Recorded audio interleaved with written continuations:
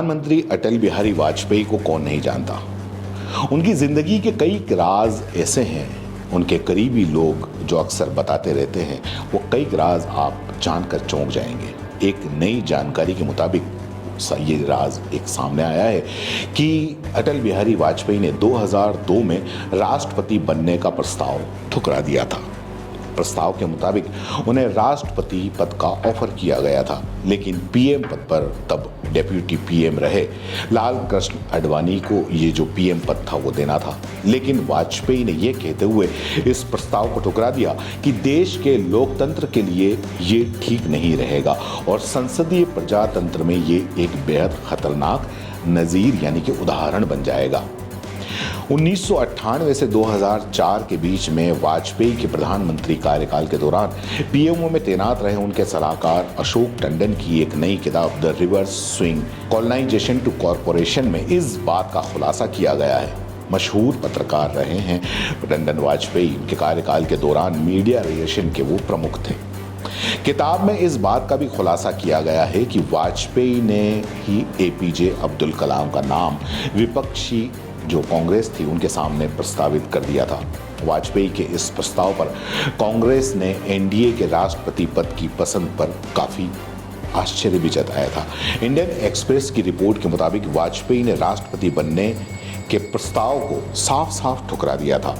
वाजपेयी के करीबियों ने उन्हें राष्ट्रपति भवन चले जाने और अपने नंबर 2 आडवाणी के लिए पीएम पद को खाली करने का प्रस्ताव दिया था। हालांकि वाजपेयी ने इसे सिरे से खारिज कर दिया। उन्होंने चेतावनी देते हुए कहा कि एक पीएम का राष्ट्रपति बनना सही संदेश नहीं देगा। उन्होंने चेतावनी देते हुए कहा कि एक पीएम का राष्ट्रपति बनना सही संदेश नहीं देगा और ये देश के लोकतंत्र के लिए ठीक भी नहीं रहेगा।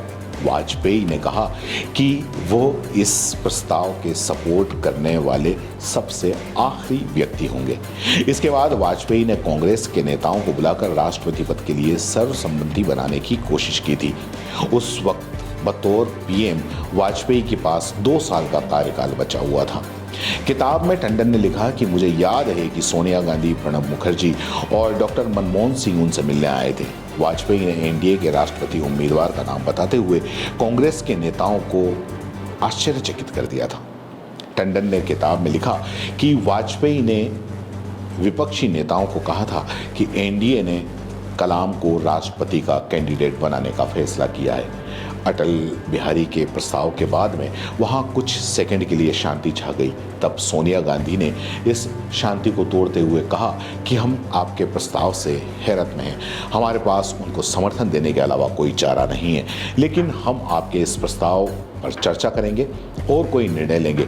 बाकी तो सब इतिहास है। समाजवादी पार्टी के तत्कालीन चीफ मुलायम सिंह यादव ने भी जो अब्दुल कलाम हैं उनका समर्थन देने का ऐलान किया था। किताब में ये भी लिखा है कि मुलायम सिंह ने कहा था कि डॉक्टर कलाम मेरी पसंद है। टंडन ने किताब में ये भी लिखा कि कलाम के नाम सामने आने के बाद में पहले ऐसी चर्चा थी कि एनडीए की तरफ से महाराष्ट्र के गवर्नर डॉक्टर पीसी अलेक्जेंडर जो 2002 में राष्ट्रपति के कैंडिडेट हो सकते हैं। टंडन ने किताब में लिखा था कि मैं वाजपेयी के पीएमओ में तैनात था। कुछ प्रभावशाली लोग डॉक्टर अलेक्जेंडर से निजी तौर पर संपर्क में थे। उन्हें राष्ट्रपति कैंडिडेट के सबसे प्रमुख दावेदार बता रहे थे। वो ये भी बताने की कोशिश कर रहे थे कि ये वाजपेयी की पसंद है। किताब में टंडन ने लिखा कि वो वाजपेयी को मनाने की कोशिश भी कर रहे थे। उनका मानना था कि अलेक्जेंडर को उम्मीदवार बनाने से सोनिया गांधी के लिए शर्मिंदगी वाली स्थिति होगी और उनका भविष्य में पीएम बनने का रास्ता रुक जाएगा, क्योंकि देश ईसाई राष्ट्रपति और ईसाई प्रधानमंत्री पसंद नहीं करेगा।